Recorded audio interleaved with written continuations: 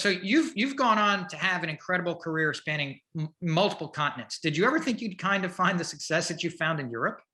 I mean, if you're an No. outsider looking in on jazz, it might not be something you'd associate with Europe, but there's a massive following there. There is, and really, my success in Europe started when I was a pop singer. My first album sold 1.5 million copies around the world, including America. It sold almost gold, almost 500,000 in America.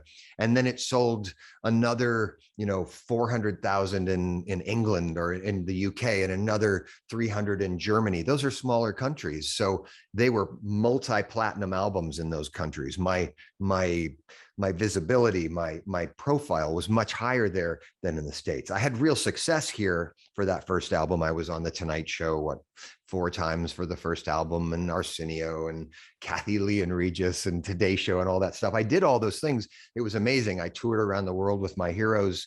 I played at Shea Stadium with Eric Clapton and Elton John. That was great. But I wasn't a household name. People knew me, but in England, people thought of me as a big star. So I kept going back there. I kept focusing on those territories that bought my records and kept coming to my shows. It paid the rent, and they dug what I do, and they still do. I have a career here in the States, but I play much more over there, and it's great. I mean, if I have the choice of going to Paris, playing in Paris and London and Copenhagen and Edinburgh, or going to Peoria.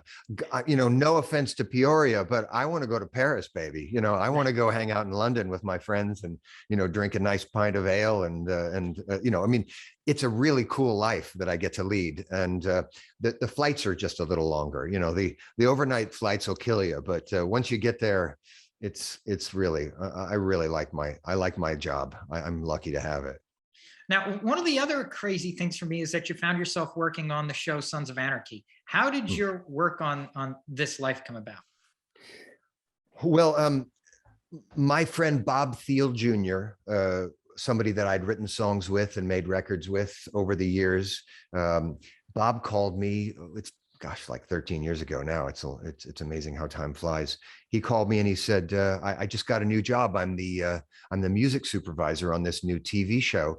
We wrote, Dave Kushner and I. Dave Kushner was in the band Velvet Revolver, great musician and songwriter. He and Bob had written the music for the theme song to this new show. And Bob said, I need you to write. Do you have time to write lyrics for it? Can you give it a try? I said, oh yeah, sure. I was off the road for a couple of weeks. I had the time. I said, so what's the show about? He said, it's about bloodthirsty gun-running bikers. And I said, no wonder you called me. But I saw the trailer for it. I got an idea of what it was about, and what the thing was. And so I wrote some lyrics. I recorded I recorded a vocal on the demo that they sent it back to them. Bob said they like it. The creator of the show, Kurt Sutter, is going to tweak the lyrics, take his shot at some of them, and sort of co-write the lyrics with you. I said, great, it's his show, fine. Sent it back to me. I liked it. I sang it again, sent it back, thinking that I was just going to be a co-writer on the show. I sent it back, and he said, oh, they love it. They love this recording of you singing it.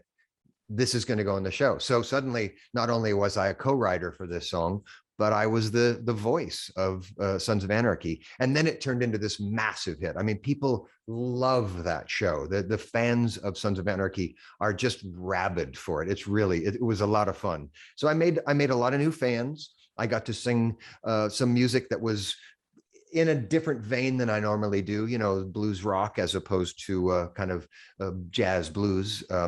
Definitely rocked harder, and that was fun.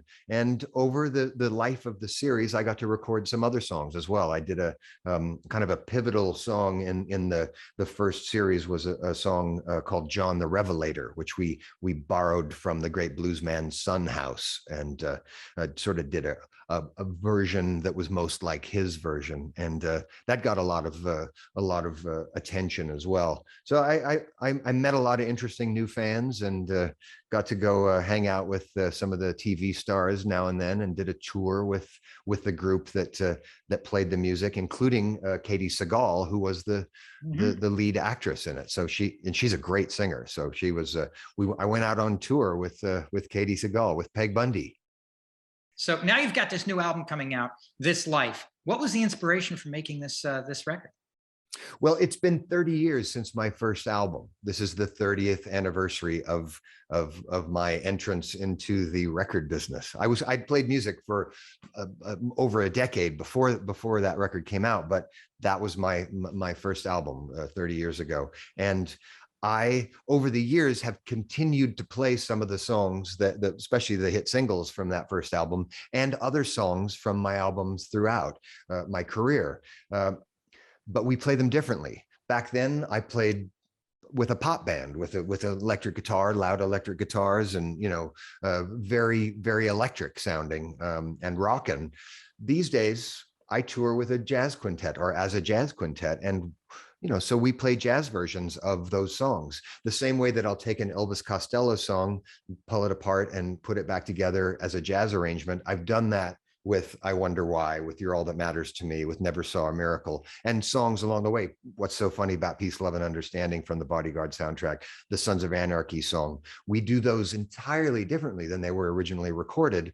I wanted to represent that on an album, and what better time to do that, to take a look back than for my 30th anniversary. It was actually, I had the idea for my 25th anniversary, but I was too busy making new records to worry about looking back yet at 25 years. But 30 years, okay, let's do it. And so it's about this life. That's why I called it This Life. It's named after the song from the Sons of Anarchy theme, but it's about this life that I've lived, on the road. I've traveled millions of miles. I've played thousands and thousands of concerts, and made 14 records. So it was time for a little look back.